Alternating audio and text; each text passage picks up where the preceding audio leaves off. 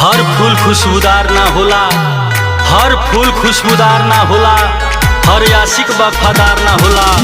अखिया रोज न जाने कितना लोग से लड़ेला, ए भैया बाकी सबका से प्यार ना होला।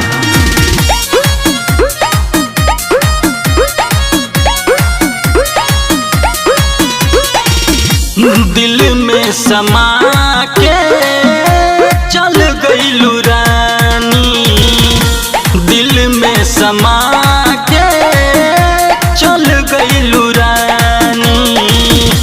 मेहंदी रचा के खून से हमारा बिगड़लू कहानी, दिल में समा के चल गईलू रानी, दिल में समा के चल गईलू रानी।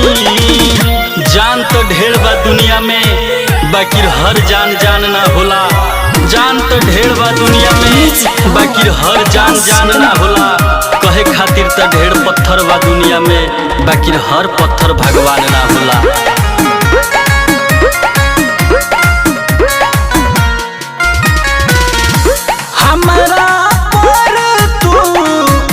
जादू चलवलू आपन दीवाना हमके बनवलू।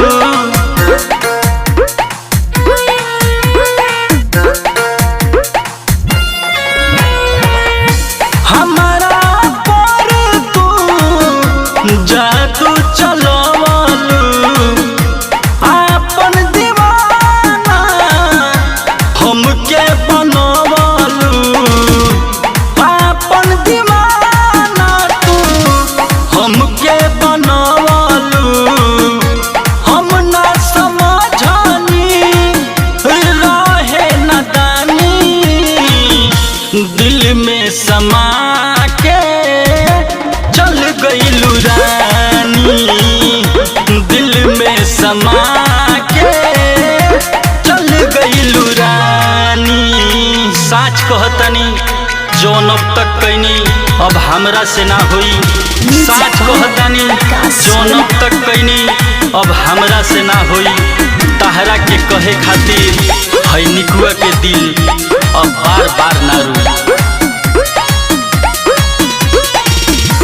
मन के अपन मंदिर बना के तहरा के दिल में मूरत बैठा के।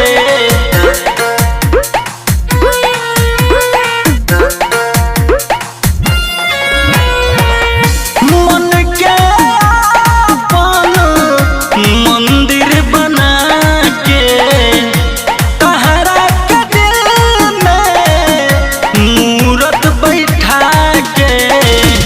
साथे जिए मरे के कसम उठावा